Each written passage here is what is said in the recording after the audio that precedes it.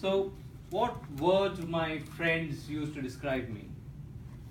I've heard rational, I've heard logical, I've heard shy, introvert, and some friends even call me an alien. But a close friend of mine put it best. He said, I'm a cold, emotionless, and he used a word which rhymed with mustard. So, on that note, it's a bit contradictory that I'm going to talk about something that I'm obsessed about, which Madam President here called an oxymoron, by the way. So, I'm obsessed about cars, like any guy, but I'll tell you 3 reasons why I'm obsessed about cars. So, number 1 is their design, right? And I feel cars, vehicles, are literally modern pieces of art. And the reason is, let's imagine a scenario. Let's imagine a deaf person by the side of a road.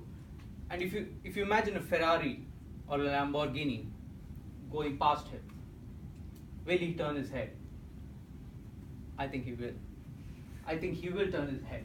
And that's because cars, and very beautiful cars like Ferraris and Lamborghinis, appeal to all your senses, your sight, your sound. And that's why these are almost sculptures on wheels, and extremely practical, useful ones, not something just in a museum. So that brings me on to my second point. And what's the other thing that I love about cars is they're mechanical pieces of genius. And I'll tell you why.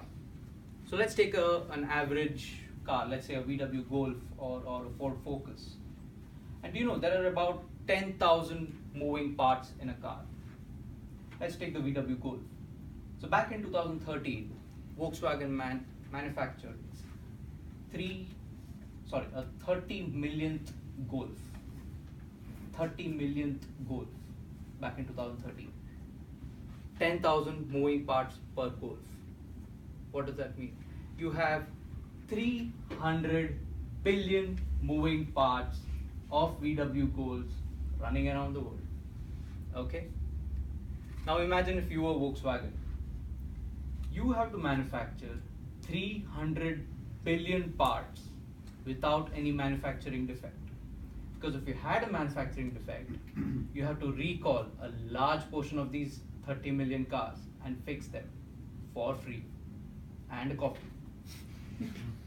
So, these are very big numbers. What does it mean in human terms? Since the Premier League just got over last weekend, let's use the example of football. I was trying to research, and I'll take the example of a penalty shootout. Let's say a penalty taker. And let's assume it takes 5 seconds for any footballer to take a penalty. Okay. So a footballer has to take a penalty kick consistently without missing. And if he keeps doing this, for how long do you think he has to do this to be as efficient as a Volkswagen Golf? 5 years. It's not in years. It's not even in decades. 5 years. Not that much. But he will have to keep on doing this for 500 centuries. Yes, he'll have to do this for 500 centuries, constantly hitting kicks without missing to hit the efficiency level of VW Golf. So they are beautiful and they're mechanical pieces of genius. But one thing that's often overlooked and people don't know about in a car is the software in it. So another question for you guys, and the question is, how much software or lines of code do you think is there in a car? And just to give you some context, I'll give you some examples. NASA's Apollo space shuttle had about 40,000 lines of code.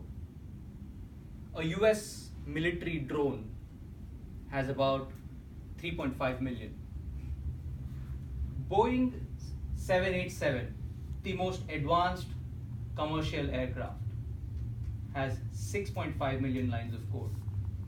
And finally, the F-35 fighter jet, which is the most advanced military aircraft, has about 24 million lines of code.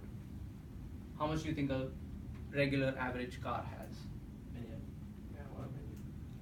100 million lines of code, 4 times more than an F-35 fighter jet, and this is just a regular car. And that's because a car has about 30 microprocessors within it. Your most powerful desktop PC has 9. A car, and if it's a premium luxury car, let's say a Mercedes S-Class, they can even have 100 microprocessors in there.